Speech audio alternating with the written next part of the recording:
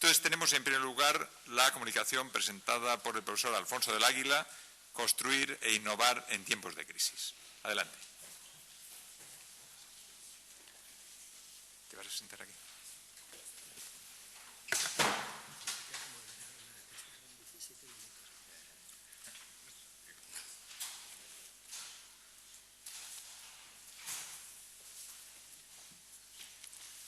Buenas tardes a todos. Quisiera exponerles la primera comunicación en la cual vamos a tratar el tema de cómo innovar, qué repercusiones tiene la innovación en la construcción y qué repercusiones tiene la innovación en nuestra forma de docencia. En primer lugar, recordaros, me voy a saltar muchas diapositivas porque como el moderador nos ha moderado en su tiempo y se ha pasado en 17 minutos, nos está esclavizando y quitándonos tiempo a los comunicantes. Y entonces, no, voy a pasar algunas diapositivas, las voy a eliminar, pero esta primera no quiero pasar de ella. Se habla de crisis y por eso he puesto las crisis, he puesto, bueno, y por eso he puesto las crisis, porque la crisis que estamos pasando son de dos tipos. Hay un tipo que es crisis económica, que se ha buscado sus inicios y todo esto, pero fundamentalmente lo que inició, aparte de todo el problema financiero, es una crisis de competitividad en la sociedad occidental. Porque la sociedad occidental hemos seguido un rumbo en la producción en donde nos hemos encontrado, como dice el librito del queso, que se nos había comido el queso de toda la vida, porque ha habido otras sociedades emergentes en donde a base muchas veces de no considerar los derechos humanos han abaratado considerablemente la producción de esos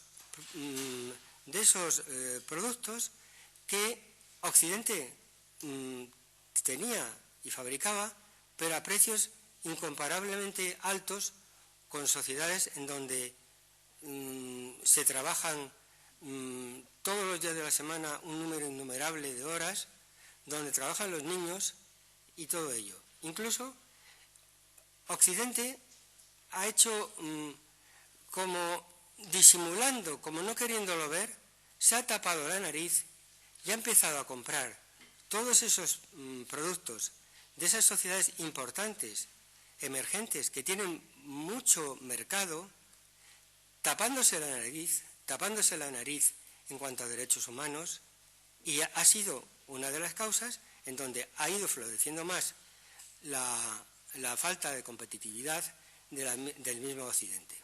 Es decir, que ha habido una verdadera causa de falta de visión de estudio de mercado en donde se ha producido esta crisis de productividad que ha afianzado la crisis económica de la que estamos disfrutando actualmente.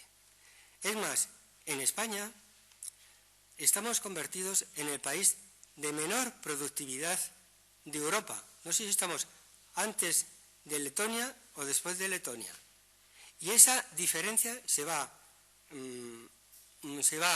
haciendo mayor según vamos pasando todos estos periodos de tiempo.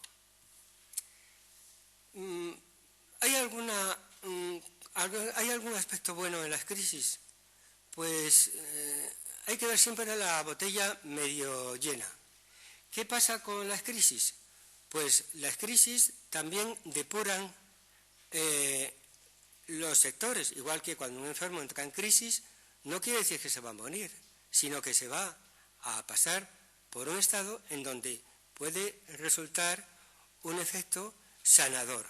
Pues en las crisis lo que se obtiene es que se van a pique aquellos que no saben competir, aquellos mastodontes que con sus infraestructuras no dan productos competitivos, que no se han adaptado a las necesidades reales del mundo actual y de la sostenibilidad. Y lo que, en definitiva, hay que aprovechar es eliminar obsolescencias y ir hacia las innovaciones.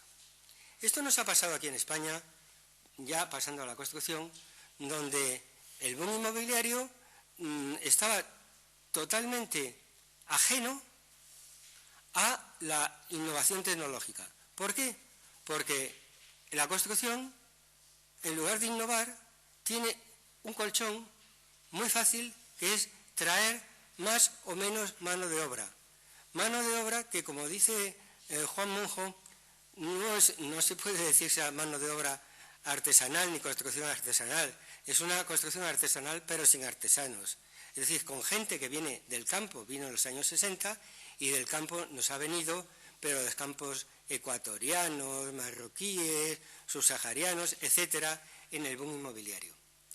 Entonces, digo, ¿por qué vamos a innovar si todo va bien así? Ha venido la crisis de edificación, se ha ido la mano de obra a la calle, hay el mercado de esclavos que se puede ver en Legazpi todas las noches, en donde se va a contratar a la baja a la mano de obra, a la poca mano de obra que se puede contratar para las pocas obras que existen, y se está llegando a un mercado de esclavos en donde se paga 50 euros a la semana y muchas veces el pistola que los contrata no les llega a pagar ni eso que ha contratado. Entonces, realmente la situación que nos encontramos es que la mano de obra, me ha pasado un papelito del moderador, la mano de obra parece ser que es contraria a la innovación. Tenemos un sector totalmente obsoleto.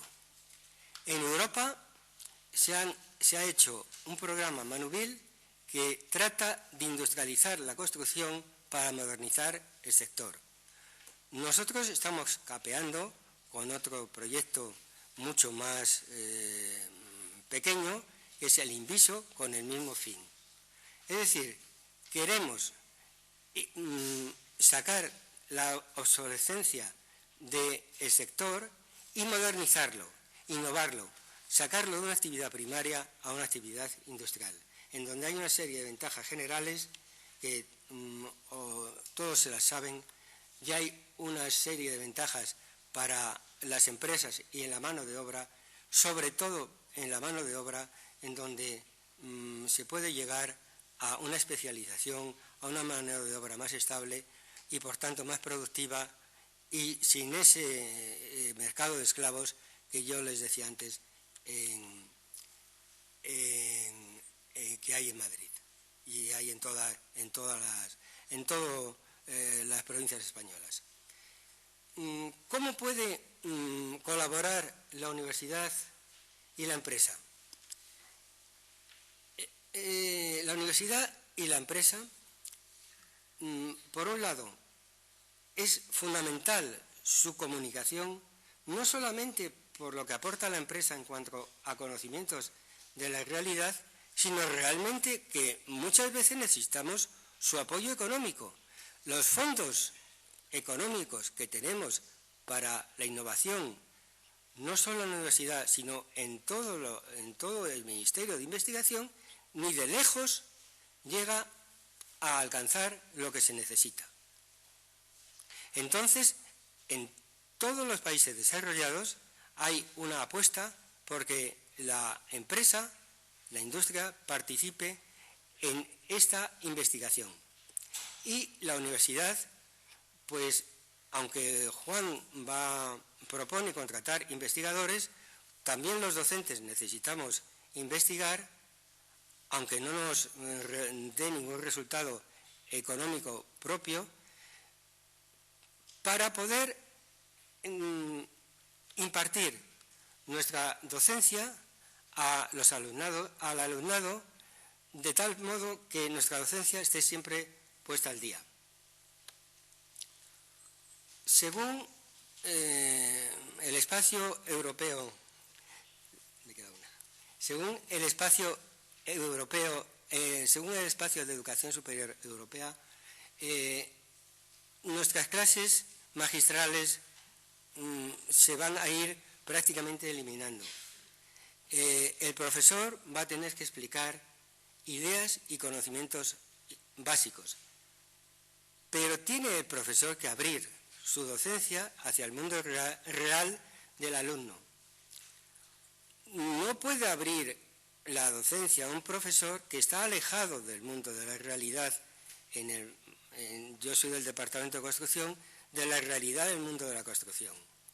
Si no hace ese contacto directo del alumno con esa realidad, potenciando las visitas a obras y fábricas, la entrada de información por medio de técnicos de las empresas y sobre todo con esos conceptos básicos que les ha dado al alumno, en donde el alumno puede penetrar sin peligros de errores en esa sociedad del conocimiento que nos ofrecen el mundo de todos los procesos telemáticos de Internet, pues es imposible llegar a dar una innovación efectiva. Por tanto, hay que aprovechar la crisis modernizando por fin la construcción, con una serie de ventajas para las empresas y, sobre todo, también y en nuestras escuelas de arquitectura, para que esa innovación de la modernización del sector llegue realmente al alumno y que lo conozca y que sepa evolucionar a la velocidad que va existiendo en esta sociedad del conocimiento. Muchas gracias.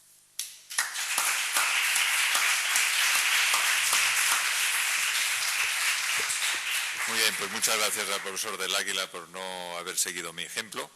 Y llamo entonces al profesor Miguel Ángel Aníbarro, que parece que es el que va a presentar la ponencia firmada por él mismo, por Darío Gazapo y por Joaquín Ibáñez. Así es. Miguel Ángel.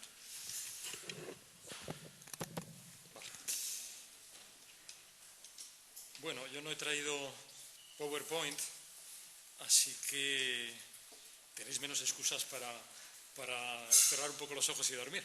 Voy a tratar de distraeros, pero de otra manera distinta. Me pongo aquí el reloj aquí delante para controlar lo más posible el tiempo. Yo también lo tengo. Bien. Seguro que me tendrás que dar algún aviso. Bien, esta comunicación trata de reflexionar sobre las conexiones entre investigación aplicada e innovación educativa, entendiendo que esa simultaneidad alrededor de un objeto de estudio transversal, en nuestro caso el del paisaje cultural, pues puede ampliar ciertas perspectivas y tener algunas aplicaciones operativas interesantes. Voy a resumir, en primer lugar, las experiencias en las que hemos participado en los últimos años, en los últimos 7 años, brevemente, no hay que asustarse, y después haré alguna consideración sobre una coordinación más eficiente entre investigación y docencia en el marco académico, y ahí iba a decir actual, pero lo he puesto una interrogante porque ya no sé si hay que hacerlo sobre el marco académico actual o más bien empezar a pensar en el nuevo marco académico que se generará a partir de la entrada de los nuevos planes de estudios. Empezando con lo primero, hay 3 momentos fundamentales en esas experiencias en las que nosotros hemos participado. Uno que comienza en el año 2002 y que es el momento en que empieza a funcionar un programa de especialización sobre arquitectura del paisaje aquí en esta Escuela de Arquitectura de Madrid. Es uno de los 5 programas de especialización que recogen asignaturas de libre elección en el segundo ciclo, es decir, que tratan de aprovechar las posibilidades que dan la existencia de 50 créditos españoles, los europeos no, españoles, 50 créditos de libre elección en ese segundo ciclo, ordenados entre los cursos de tercero, cuarto y quinto. En nuestro caso, se reunían 11 asignaturas de libre elección, con un total de 65 créditos.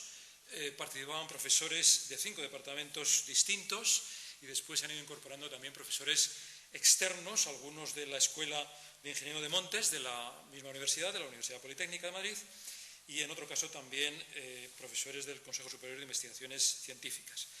Ese programa tenía la intención de dar una enseñanza de paisaje integrada en el segundo ciclo de la carrera de arquitectura, es decir, no se trataba de dar un título propio, como algunas otras escuelas han hecho, sino una enseñanza dirigida al alumno de arquitectura que le diera una formación básica que luego podría ampliar, claro está, con los estudios de posgrado. En ese momento no se planteó, no se partió del propósito de poner ahí la enseñanza en relación, la docencia, en relación con posibles proyectos de investigación. Se trataba exclusivamente de un programa docente. En un momento determinado, en concreto en el curso 2004-2005, con el fin de lograr una mayor cohesión en la docencia, se escogió un ámbito común para los trabajos prácticos, que en este caso fue el de Aranjuez. Luego veremos por qué tiene interés que diga en concreto cuál fue la localización concreta, ¿no? La de Aranjuez. Aranjuez había sido declarado por la UNESCO Paisaje Cultural Patrimonio de la Humanidad en el año 2001. Ese es el primer momento. El segundo momento es el del año 2006, que es cuando se constituye el grupo de investigación en el que nosotros participamos, el Grupo de Investigación de Paisaje Cultural de la UPM, formado por profesores de los mismos 5 departamentos que participaban en el programa anterior, pero provenientes no solo de ese programa de arquitectura del paisaje, sino de otro, el de restauración de patrimonio arquitectónico, porque de hecho las labores de esos 2 programas se reúnen en ese concepto de paisaje cultural, y a los cuales se unieron también profesores del Departamento de Ordenación del Territorio y de Medio Ambiente de la Escuela de Caminos, igualmente de la Universidad Politécnica de Madrid. El concepto de paisaje cultural es una profundización del de paisaje, proveniente en buena medida de las propias instituciones europeas y en especial del Convenio Europeo del Paisaje, aprobado por el Consejo de Europa en el año 2000 y, por cierto, ratificado por España hace año y poco. Entró en vigor en España en el año pasado, el año 2008. El convenio entiende los paisajes como bienes culturales a proteger, gestionar y ordenar, e incluye tanto el paisaje natural, por una parte, como lo que es propiamente el paisaje cultural, que comprende, por ejemplo, el paisaje agrario, el paisaje minero industrial, el paisaje urbano o el periurbano. Esta concepción totalizadora favorece la consideración integral de lugares específicos, de tal manera que permite tener en cuenta aspectos muy diversos que no voy a enumerar en este momento, pero en todo caso permite acciones no solo de protección y de mantenimiento, sino también de mejora, de restauración e incluso de creación, dado que los paisajes se entienden como entidades no acabadas, sino en transformación permanente. Pues bien, año y pico después de la constitución de este grupo, el Ayuntamiento de Aranjuez, precisamente, por esto mencionaba antes ese tema de trabajo en el programa de especialización en el año 2004-2005, pues el Ayuntamiento de Aranjuez, en el año 2007, encarga a nuestro grupo el estudio paisajístico del Raso de la Estrella. El Raso de la Estrella es un espacio clave, un espacio clave dentro de Aranjuez, en un estado deplorable, pero con una posición estratégica por diversas cuestiones. Pues bien, ahí empiezan las interacciones. Fue posible aplicar algunos de los conocimientos adquiridos durante ese curso 2004-2005 en el programa de arquitectura del paisaje. Sin embargo, no se tomó como trabajo, como lugar de estudio durante ese curso en el mismo programa, sino solamente en alguna de sus asignaturas con diversos resultados. En una de las asignaturas de proyectos se tomó como tema de trabajo y se realizaron ciertas labores en las que participaron los profesores que, no formando parte de la asignatura de proyectos, sin embargo, pues sí estaban formando parte del equipo de ese proyecto de investigación, pero no fue posible, quizás por la propia mecánica, por el propio proceso didáctico de esa asignatura, no fue posible establecer una relación clara entre las propuestas generadas en ella y las aportaciones realizadas en el estudio paisajístico. El tercer hito, finalmente, se produce en septiembre de 2008, hace menos de un año, cuando la UPM nos aprueba una propuesta nuestra de un proyecto de innovación educativa.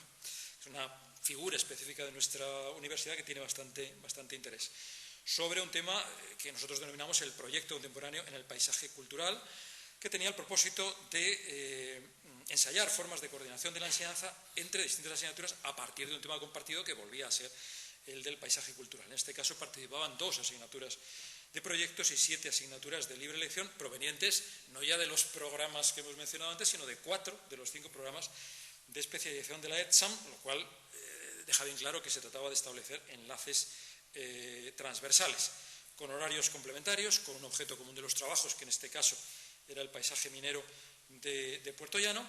Se programaron una serie de actividades, que tampoco voy a enumerar, que fueron eficaces desde un par de puntos de vista, el punto de vista del profesorado, el intercambio de conocimientos y de experiencias docentes, desde el punto de vista del alumnado, una aportación de perspectivas complementarias, seguramente más ricas, que enriquecieron pues, la visión o la apreciación que los alumnos podrían tener de los problemas planteados y de las posibles soluciones, pero que se vieron, de coordinación que allí se producían.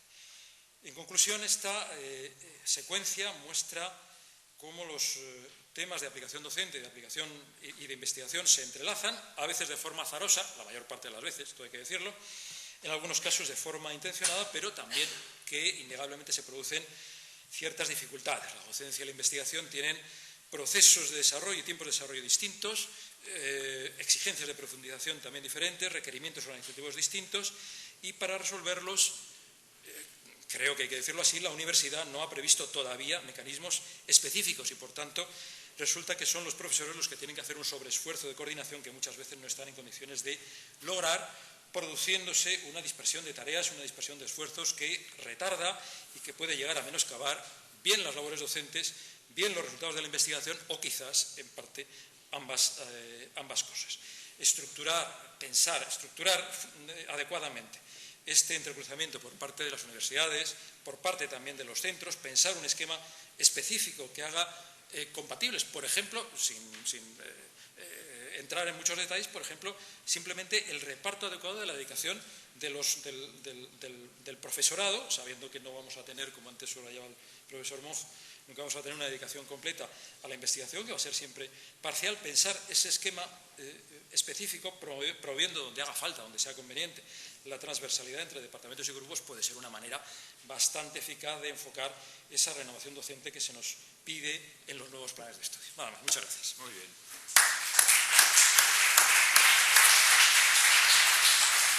Muchas gracias, profesor Aníbarro. Llamo ahora a doña Irma Rivas o Montserrat Vigas, de la Politécnica de Cataluña. Irma Rivas. Muy bien. Que va a presentar la comunicación titulada El futuro de la investigación y la docencia en las escuelas de arquitectura en España, legislación y realidad. Les recuerdo también lo mal que andamos de tiempo. Vale.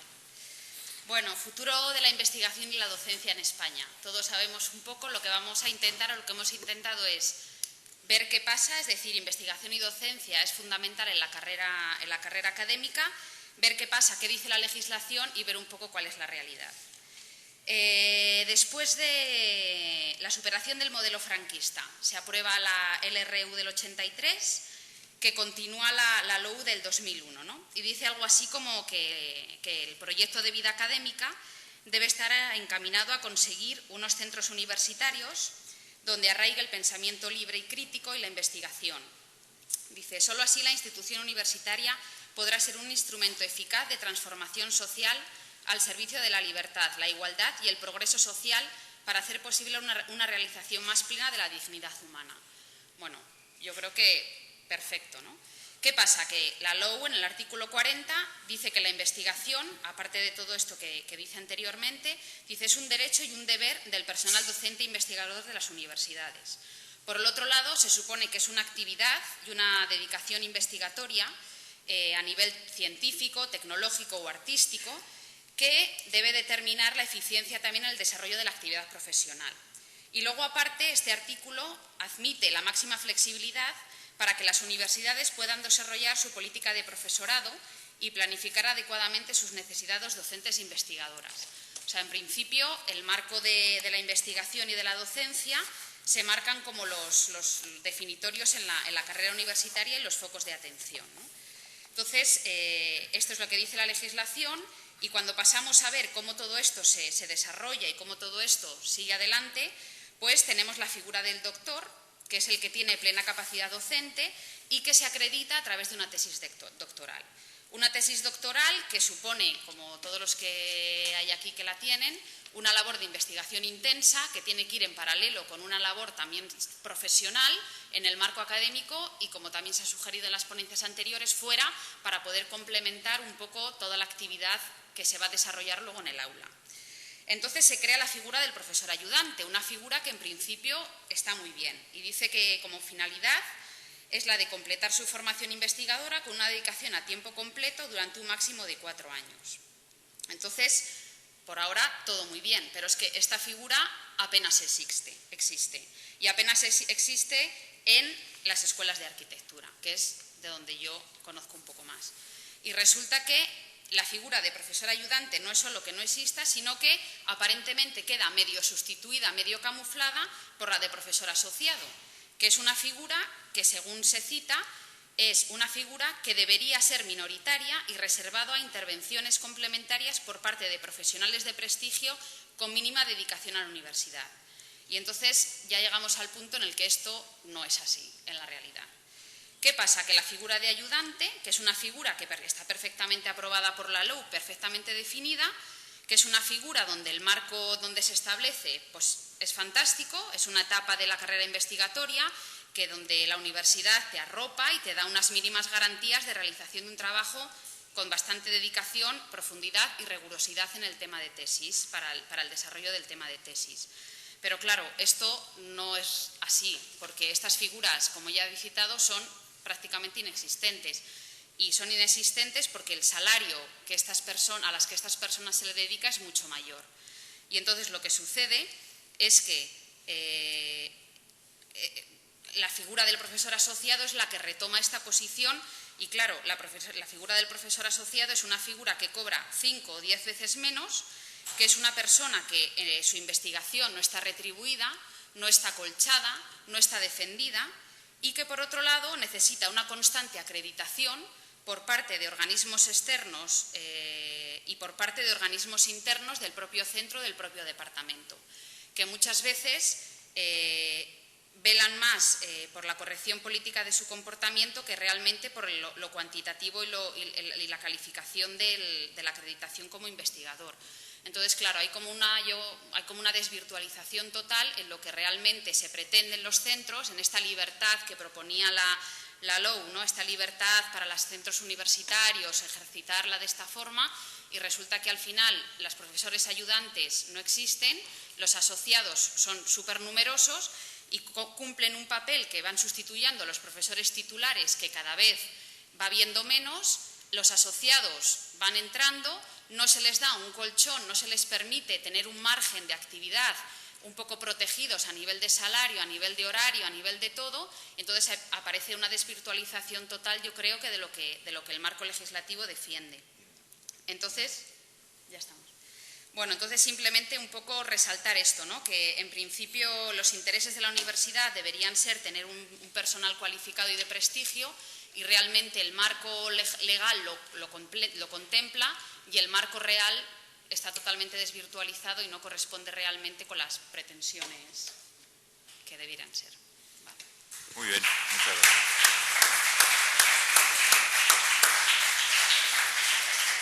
Muchas gracias, Irma Rivas.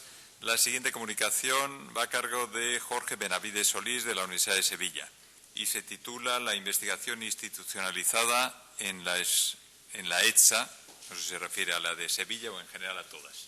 A todas.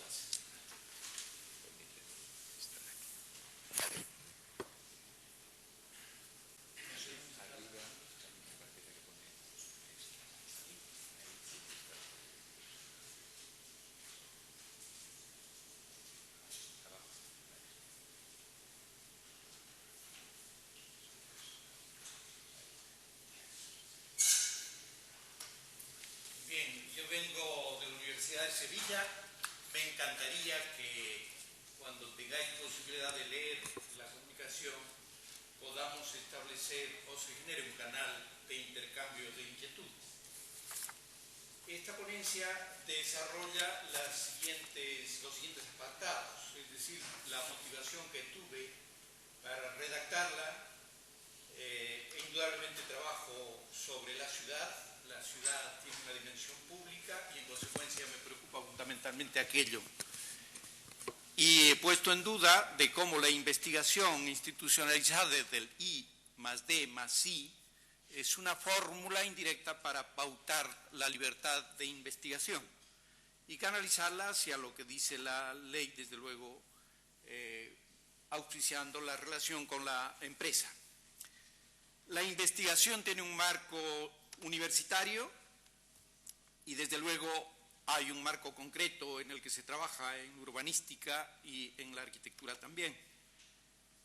Una es la realidad, hemos escuchado, y otro es el deseo. En realidad, de aquí se pueden sacar algunas conclusiones.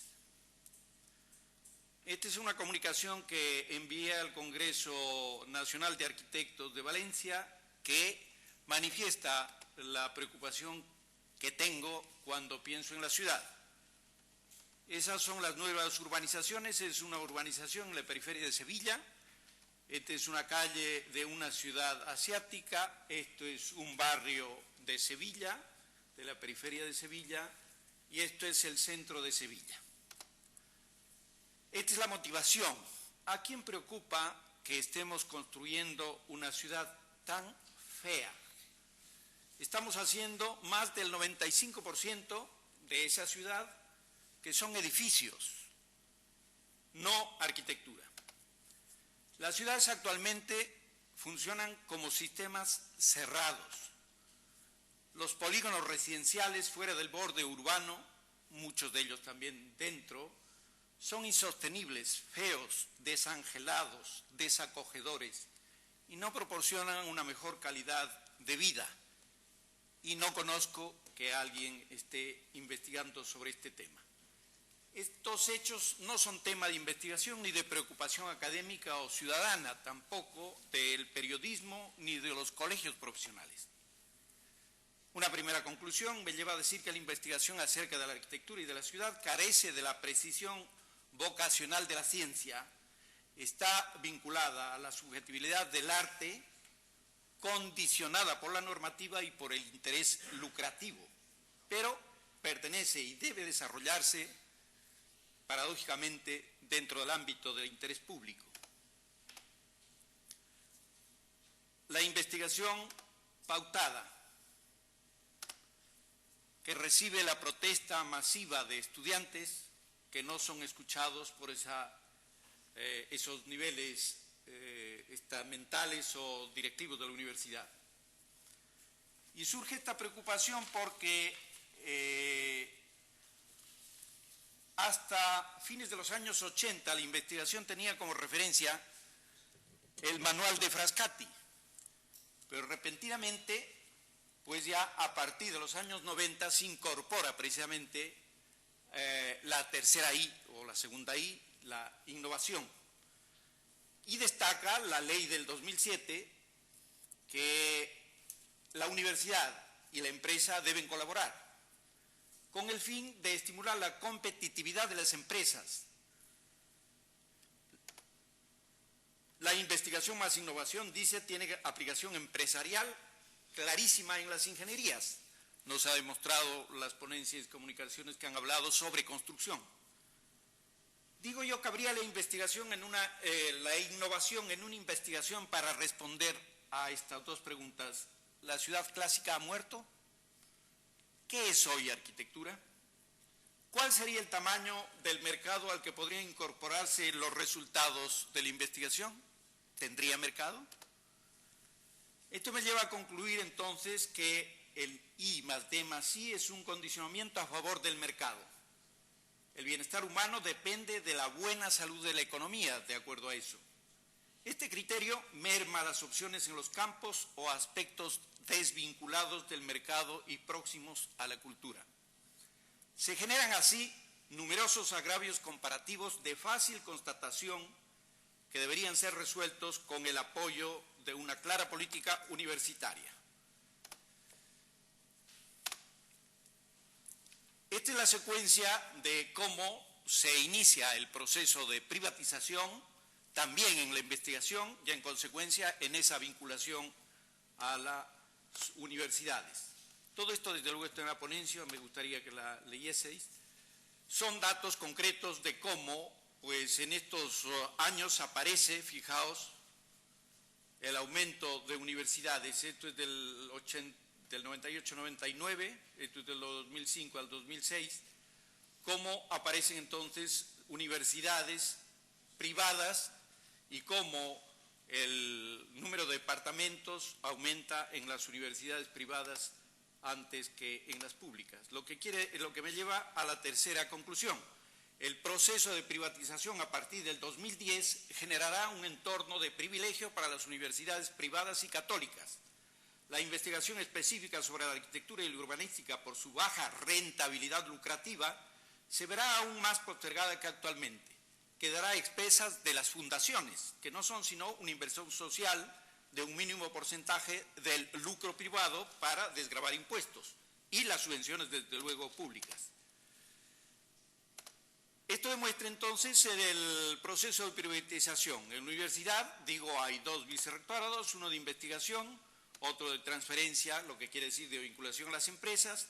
Estos son los grupos de investigación que hay en el departamento, y si os fijáis y leeréis, pues ninguno de esos temas tienen carácter empresarial o resultarían lucrativos. El proceso de Bolonia ha obviado la realidad amplia y total que se expresa cualitativa y cuantitativamente en la base de la pirámide de la investigación y de la enseñanza de la universidad.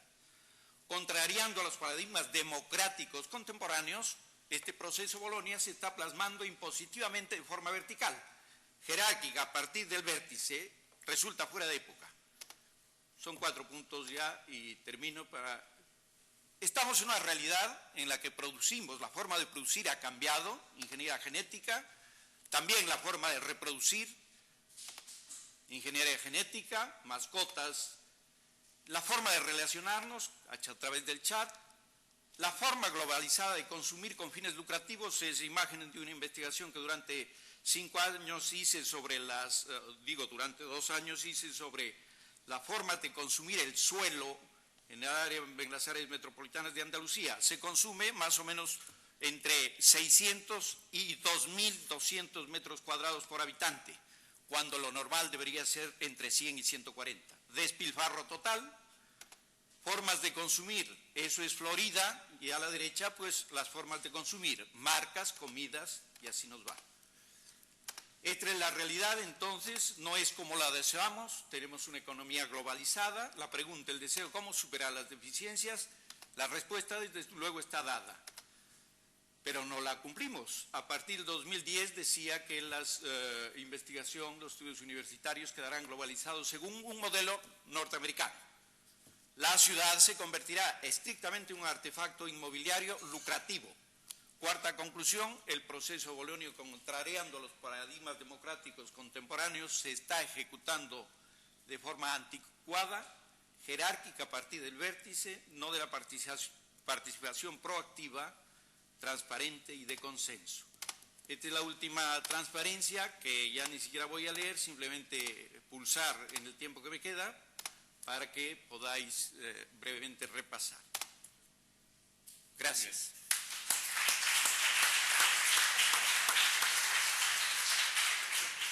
Muchas gracias, Jorge Benavides. Pasamos a la siguiente comunicación, los espacios colectivos, un tema fundamental de la investigación urbanística, presentada por Pedro José Bento dos Santos Ferreira da Fonseca de la Universidad Politécnica de Cataluña.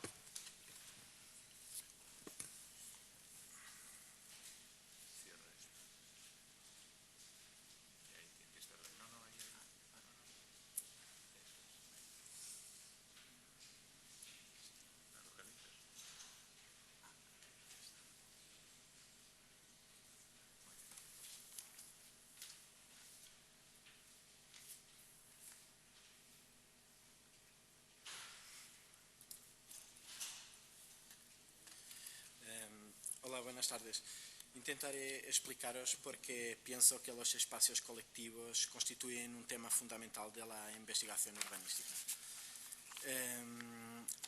De hecho, el debate sobre la actividad colectiva, la esfera pública y, consecuentemente, sobre el espacio público sigue siendo uno de los temas que más polémica y controversia genera dentro de la mayoría de los centros de investigación en arquitectura y urbanismo, tanto en Europa como en Estados Unidos. Tanto es así que en septiembre del 2007 se organizó en Holanda un gran seminario internacional de Delft Lecture Series, en donde se procuró cuestionar la existencia o la falencia de las posiciones antagónicas que marcaban la longínqua década de los 90 respecto a estos temas. Es que en los años 90 se había instalado entre un grupo de pensadores importantes la idea de que el espacio público se había tornado obsoleto y que las calles, plazas y parques servían y servirían en el futuro apenas de infraestructuras viarias y donde el coche sería el gran protagonista y principal utilizador.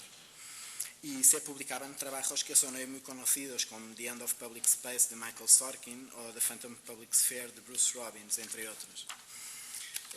Sin embargo, ya en aquella época existía otro grupo de pensadores como Krié, Secchi y sobre todo Solá Morales, que no podían concordar con tal idea y además afirmaban que el espacio público no solo continuaba vivo, sino que además podría ser enriquecido a través de la urbanización del privado. Según Tom Avermaet, profesor y coordinador de las conferencias de Delft, las posiciones de los 90 salen hoy aún más reforzadas, distanciándose cada vez más una de la otra. Es decir, mientras Koolhaas habla del espacio público como espacio basura y en lugar de hablar de calles y plazas prefiere referirse a las autopistas de información, otros hay como Secchi o Solá Morales que mantienen la idea de que la actividad colectiva es cada vez más intensa y compleja y que continúa, por tanto, expresándose en las calles y plazas y empieza a desarrollarse en otros lugares donde todavía no había conseguido apropiarse los espacios privados. Y es en ese contexto que Solá Morales hace la siguiente afirmación, que un centro de ventas o un hipermercado periférico, un parque de atracciones o un estadio, un gran aparcamiento o una galería de tiendas son los lugares significativos de la vida cotidiana, los espacios colectivos modernos. Pues es en este marco teórico que me gustaría introducir el tema y el concepto de espacio colectivo, que curiosamente, a pesar de ser un concepto utilizado muchas veces, acaba casi siempre por ir revestido de significados muy diferentes y por veces antagónicos.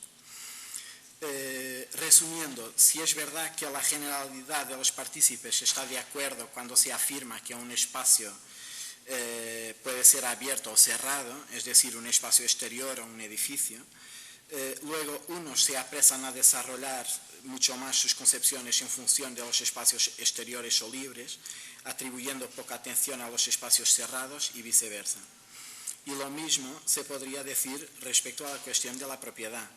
Casi todos entienden que el espacio colectivo puede ser público o privado, pero después los primeros desarrollan su pensamiento sobre todo en función de los espacios de propiedad pública, los segundos en torno a los espacios de propiedad privada y los últimos en torno a los dos.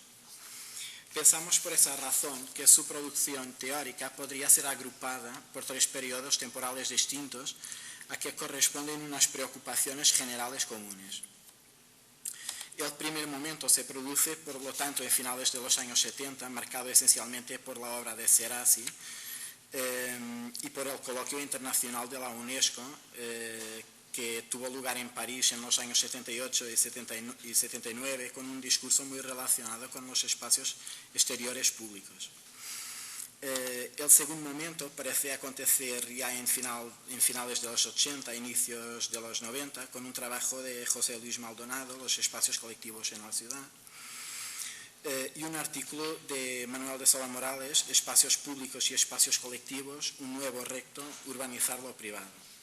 Un artículo muy interesante y en aquel momento bastante polémico también, porque parecía defender el interés de los espacios cerrados privados, como los centros comerciales, en la construcción de la ciudad en un momento en que los mismos eran vistos como elementos negativos que competían con los espacios públicos de la ciudad antigua.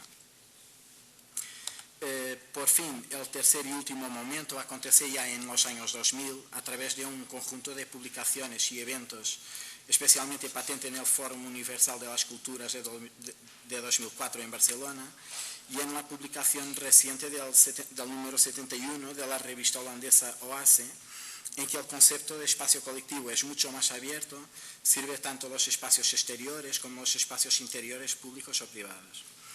Y la definición que resulta de este encuentro es esta, que los espacios colectivos son los espacios abiertos o cerrados donde se produce la vida colectiva, independientemente de los agentes de su construcción y gestión.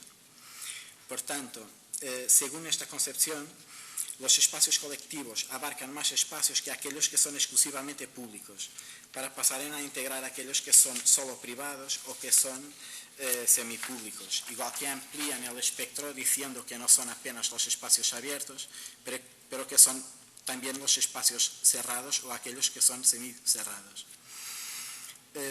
Por último, establecida la diversidad de concepciones al respecto del concepto de espacio colectivo, pensamos que otro de los temas más interesantes a analizar serían algunos de estos nuevos espacios colectivos, aquellos de que nos habla Solá Morales, más concretamente aquellas piezas arquitectónicas de grandes dimensiones relacionadas con el ocio, donde se producen espacios nuevos de encuentro y de estadía y que decidimos denominar por artefactos del ocio.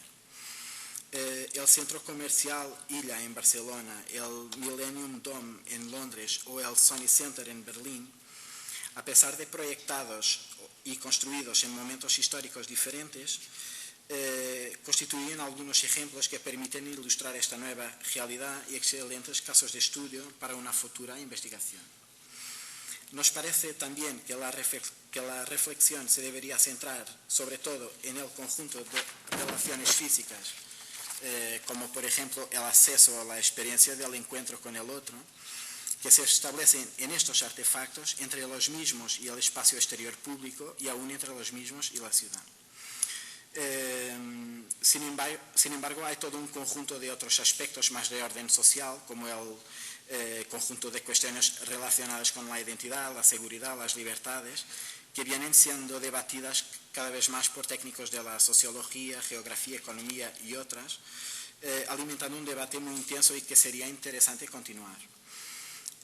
A través de este trabajo podríamos clarificar el valor o el peligro que estos artefactos o grandes piezas arquitectónicas constituyen en la construcción de la ciudad contemporánea y intentar acabar con el carácter mitológico de algunos paradigmas actuales, es decir, la promoción de determinados artefactos del ocio, como los centros comerciales, los estadios de fútbol, un megacentro cultural, perjudica la vivencia urbana de las ciudades o todo lo contrario, enriquece las mismas permitiendo generar un conjunto de sinergias entre estos artefactos, casi como catalizadores y el espacio público a su alrededor. En definitiva, nuestras propuestas son simplificadamente las siguientes. Uno, que se dé continuidad al debate sobre la actividad colectiva, la esfera pública y el espacio público, por ser un debate que todavía no está encerrado. Dos, que se retome la discusión sobre el concepto de espacio colectivo, teniendo como reto intentar fijar una definición universal para lo mismo. Y por último, que se abra la investigación sobre aquellos nuevos artefactos privados donde se desarrollan los nuevos lugares de encuentro y de estadía, dada la posibilidad de constituir, junto con los espacios públicos tradicionales, algunos de los lugares más interesantes, ricos y vividos de la actualidad. Muchas gracias a todos.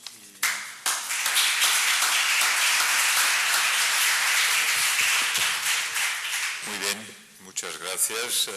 Se ha ajustado muy bien al tiempo. Pasamos a la siguiente, que se titula Eficiencia energética en edificios basada en el diseño arquitectónico, presentada por Alejandro Bosquet Navarro y Roberto Bosquet García del CIEMAN. Creo que la presenta Alejandro Bosquet. Hola, buenas tardes.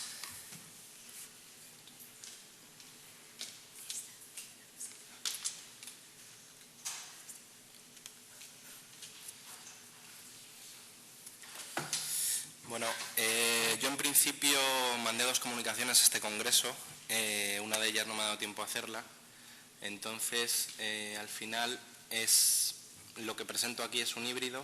La comunicación que mandé la tenéis en el libro de actas, así que lo podéis leer ahí.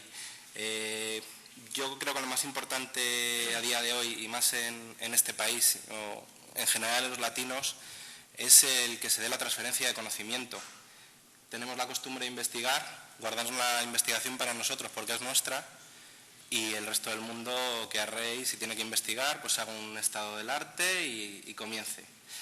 En principio, más viniendo de un centro público, pienso que esta transferencia tiene que ser total, y la comunicación segunda que yo tenía pensada traer era también, aparte de los centros públicos de investigación, la importancia de que en la propia universidad, en el caso de una escuela de arquitectura como esta, en la que contamos con profesores que son pues figuras a nivel nacional e internacional, algunos de ellos, pues se debería transferir también un poco su propia experiencia y sus casos de proyectos y de obras, ¿no?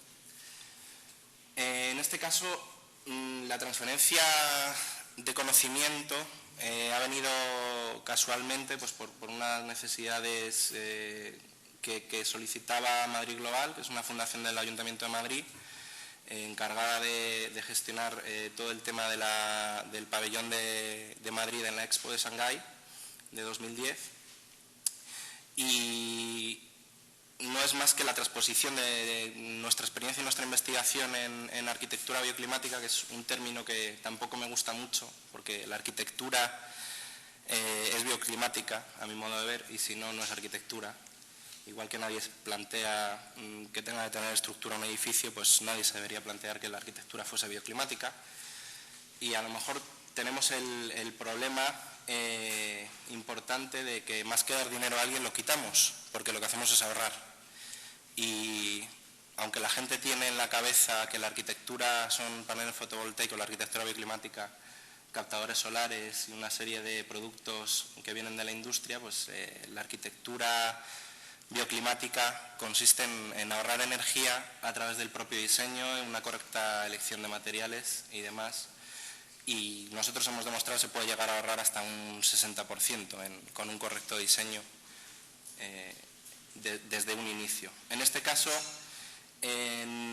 pues no es el caso idóneo, que sería desde un principio asesorar o tener la cultura, que en teoría sí aprendemos en la escuela, de cómo empezar un proyecto y tener en cuenta el entorno, el clima y todos los factores que intervienen en el proyecto. Y ha sido un proyecto que venía dado. Más difícil todavía era llevar un proyecto de Madrid que aparentemente sí es eficiente en gran parte, por lo menos no han tenido que recurrir a aparatos de aire acondicionado en el tiempo que lleva funcionando el edificio. Y en un clima de Madrid llevarlo a un clima completamente opuesto, tropical, con muchísima humedad como el de Shanghái, ¿no? Aunque el edificio ha cambiado.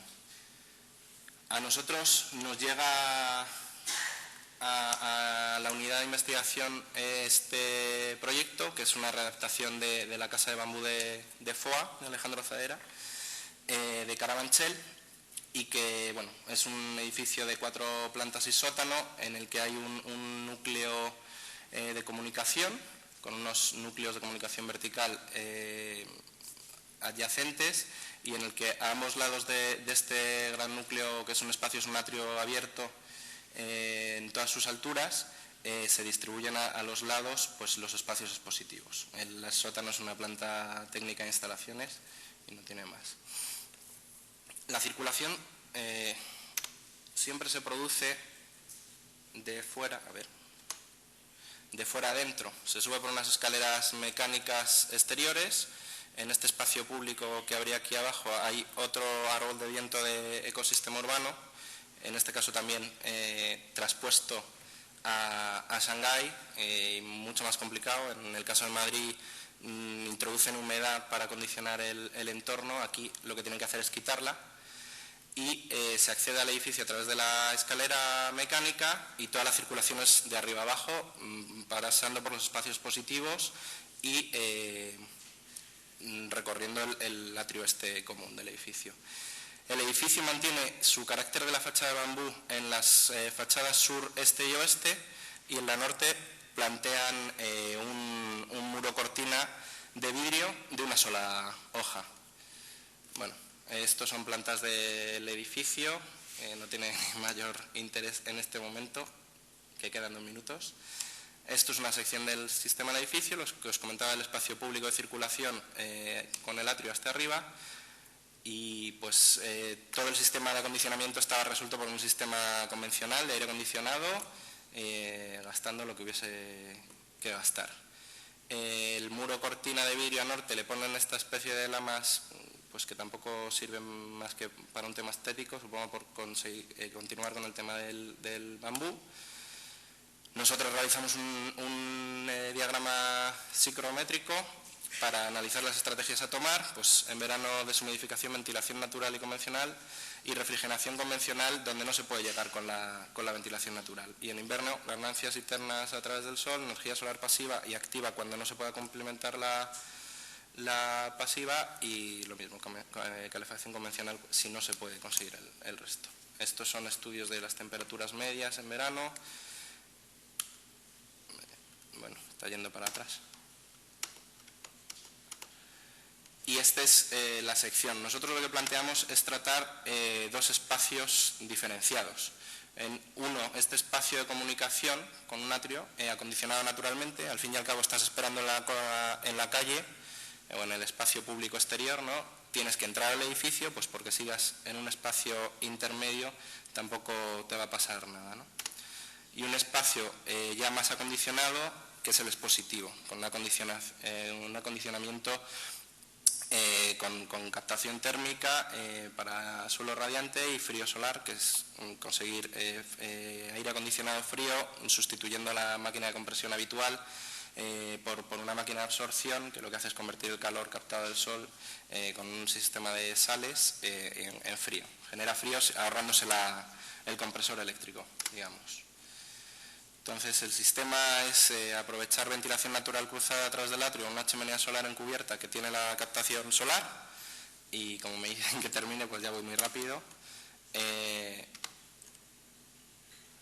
Se aprovechan losas alveolares en los forjados para hacer una ventilación cruzada también a través de los forjados, y en el muro cortina de norte, como querían mantener el muro cortina por temas de iluminación y a efectos de publicidad expositiva dentro de la expo, pues se plantea una doble piel de vidrio con una cámara que en invierno permanece cerrada y se hace una recirculación del aire caliente hacia el interior con colchón aislante, y en verano se mantiene abierta y se produce una circulación de aire que evita bueno, se simula el edificio consiguiendo unos ahorros.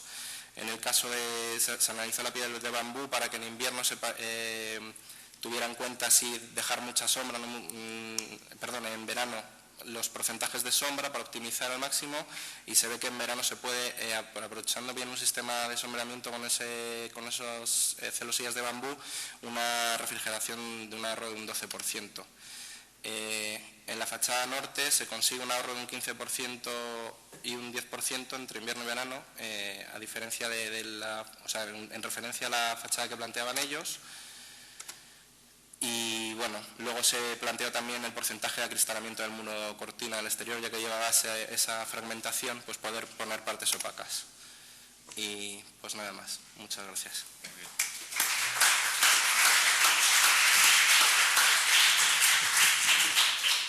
Muy bien, pues ha planteado un caso muy específico que se sale un poquito de la tónica del resto de las comunicaciones. Vamos a pasar a la siguiente, titulada Propuesta de un modelo de interfaz para la investigación en arquitectura y urbanismo, presentada por David Cano, Francisco Javier Quintana y Jesús María Susperregui. No sé cuál de ellos es el que... David Cano. Muy bien. Los 3 son de la Fundación Rafael Escola.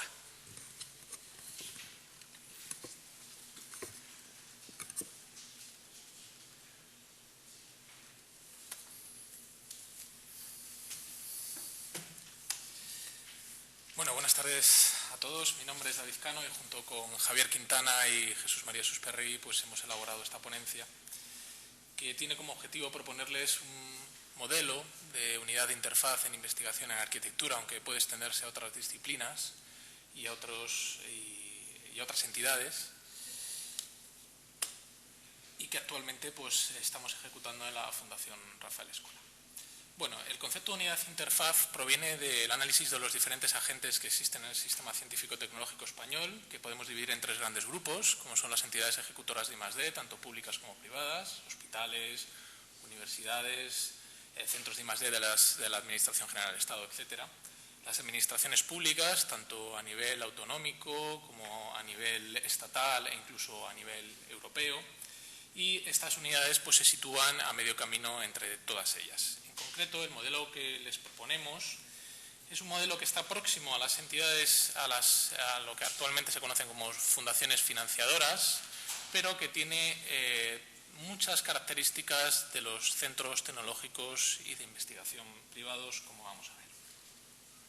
Bueno, decirles que la importancia de estos modelos ha sido analizada pues, por economistas tan importantes como Michael Porter, que sitúa la importancia de estas relaciones entre la infraestructura común de innovación y las empresas, los clúster, como uno de los factores determinantes en la capacidad nacional de los países para innovar.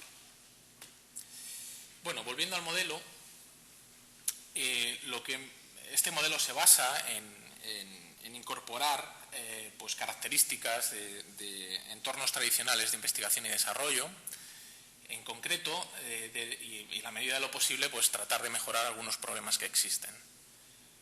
De las universidades, pues nos parece muy interesante la fórmula doctoral, donde un director asesora a un alumno en su trabajo, y el esquema departamental de becarios, donde existen unas líneas de investigación pues claramente definidas. Sin embargo, existe el problema de la dedicación exclusiva de los investigadores, ¿no? Por un lado, en cuanto a la dotación económica, desde la Fundación lo que tratamos es de retribuirles con un sueldo equiparable a lo que puede ser pues, un primer sueldo en la empresa privada y pues, librarle de todas aquellas actividades de gestión, de justificación, etcétera, que muchas veces están ligadas a los investigadores, ¿no? De las empresas, pues nos gustan esas orientaciones prácticas, tiempos de desarrollo cortos. De hecho, nosotros proponemos investigaciones de duración máxima 2 años y que finalicen en todos los casos en un prototipo. Y queríamos liberarnos pues, de los intereses comerciales inmediatos que, lógicamente, tienen las empresas. De las fundaciones, pues nos parece interesante pues, inhibirnos del ánimo de lucro.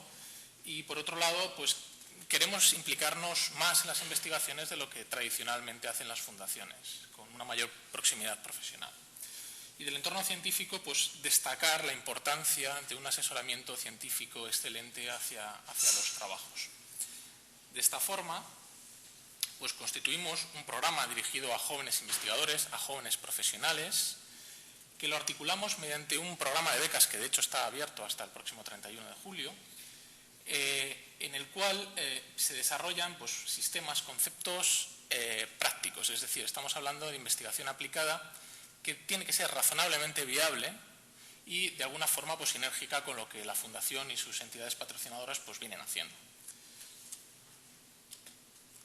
De esta forma, una vez que esas líneas de investigación pues, han sido definidas, lo que pasamos a constituir son equipos de trabajo.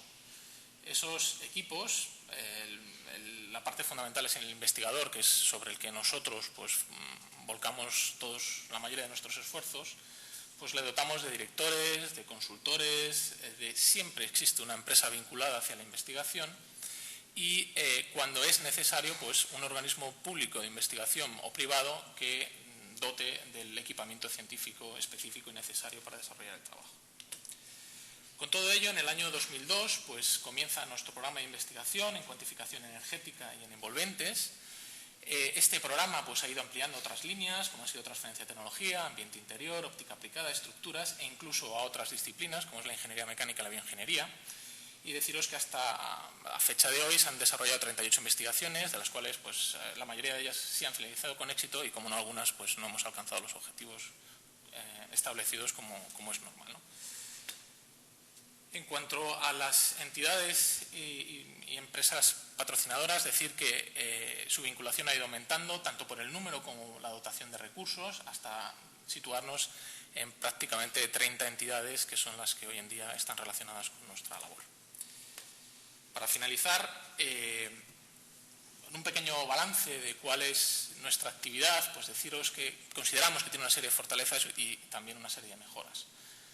Como fortalezas, pues creemos que a las empresas pues, mejoran su imagen y su presencia pública. Como es fundamental, esos contactos entre el mundo docente y empresarial se fomentan. Hay un aumento de actividad de I+D y en un futuro próximo pues, intentar retornar la inversión que se ha establecido. La incorporación de becarios como futuros profesionales y un trabajo multidisciplinar. Y como mejoras, pues deciros que en el marco legal actual no está adaptado. Está adaptado al concepto de fundación tradicional, solamente financiadora, o al concepto de centro tecnológico, y es algo con lo cual nos enfrentamos habitualmente. Deciros que también es habitual encontrarnos una reticencia, no solamente de las empresas, también de los organismos públicos que no terminan de entender cuál es nuestra función, ¿no? de intermediarios entre los diferentes agentes. Y bueno, yo creo que como en casi todos los casos, pues nos enfrentamos frente a presupuestos pues, limitados. Con todo ello, pues consideramos que es un modelo viable, que es necesario y bueno, continuaremos este modelo en la Fundación Rafael Escola. Muchas gracias.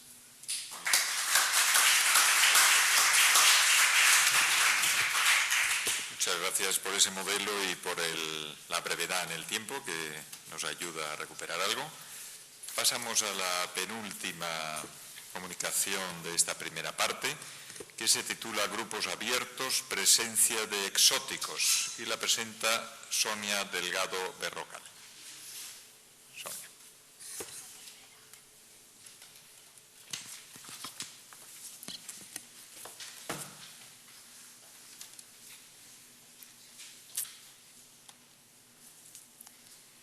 Bueno, voy a intentar ser breve dado el tiempo establecido.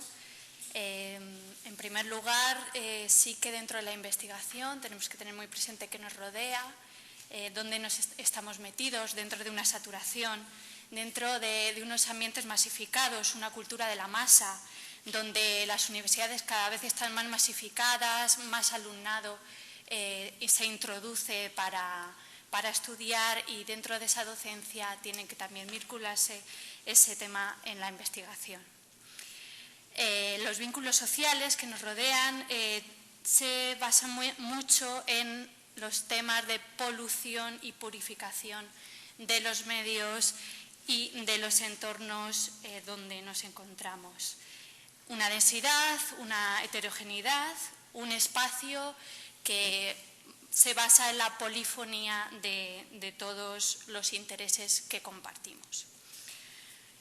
En este sentido, habría que romper con esos refugios, ¿no?, que encontramos muchas veces en grupos de investigación, y abrirnos a otros campos, abrir también esos grupos entre ellos. Esto daría lugar a un activismo investigador que nos anticiparía a unos supuestos, dando un soporte activo que impida esa repetición comunal, esa identificación exhaustiva que cada uno hace dirigiéndose a unos intereses, y abriéndonos con una serie de técnicas de escape a esos apegos tradicionales que tenemos vinculados, sobre todo en arquitectura, con esos grandes maestros, y romper un poco hacia nuevas iniciativas. Esa ruptura de los viejos valores del marco crítico, en el cual tendríamos que introducir lo que yo he denominado los exóticos. Esos exóticos darían pie a un peligro, una invasión en nuestro sistema de investigación, y darían pie a unas diferencias que no encontramos en los sistemas actuales. Este peligro se contrapone con esa pureza, ¿no?, que nos da esa sostenibilidad, ese grado de no encontrarnos en un sitio o en un ambiente distinto, o en el cual no nos encontramos integrados, y tendríamos que salir de esa seguridad inequívoca y meternos en un nuevo pensamiento multifacético y plural. En En este caso, también he centrado la comunicación en los grupos de investigación que también encontramos en esta Escuela de Arquitectura, en el Departamento de Proyectos en concreto. Estos grupos siempre se manifiestan con una disposición estructural jerárquica en la cual tenemos un director, unos investigadores que rondan el número entre 3 o 20 según la actividad que se desarrolle, y luego aparte podríamos encontrar algunos becarios o 3 o 4 investigadores externos. Entonces, la intención es romper esas barreras, no crear esos grupos cerrados, sino abrirlos al exterior, al público, a grupos entre varias universidades y, por supuesto, a otros centros de investigación. Eso nos daría a preguntarnos si realmente es posible tener acceso a un grupo de investigación dentro de una universidad, si realmente no estás dentro de una burocracia investigadora, con una beca, o ya estás introducido por la docencia. Ya para terminar, puntualizar los exóticos que podremos encontrar en estos grupos nuevos abiertos. Tendríamos el experimento activo, que sería esa introducción del tiempo y la cultura, volviendo a unas estrategias que se introduzcan en diferencias, trabajando con incertidumbres, no intentando encontrar siempre un determinado fin concreto, sino pudiendo también absorber dentro de la investigación un fracaso que nos dé pie a un nuevo desarrollo. Debatir sobre supuestos que nos aseguren realmente una evolución dentro de la investigación. Otro exótico que podríamos encontrar podría ser la superposición de conocimientos, también dando lugar a esos intercambios que ya he comentado y han comentado anteriormente. Y, por supuesto, una anticipación que nos dé pie a una posibilidad de programas que den pie al efecto ante la sociedad. No sustituir lo que es irreemplazable, sino intervenir en lo que realmente existe ahora. Y por último ya, no cabe la duda de que las tecnologías pueden ser un gran apoyo para desarrollar y solaparse y unirse con estos desarrollos. Gracias. Muy bien.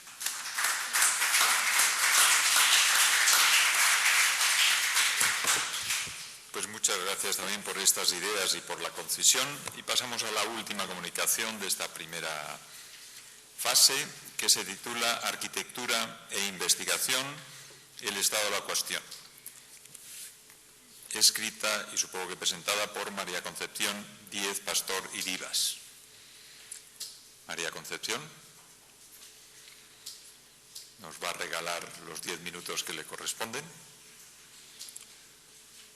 María Concepción a la 1, María Concepción a las 2, café. Bueno, pues entonces tenemos café y con eso prácticamente hemos recuperado el retraso que llevábamos. A ver si podemos estar aquí. Vamos a empezar. Hay 20 y cito ya a los siguientes comunicadores, que es un grupo muy elevado, supongo que uno de ellos va a presentar: Benito Laurel, Graciela Obando, María del Carmen Jiménez, etc.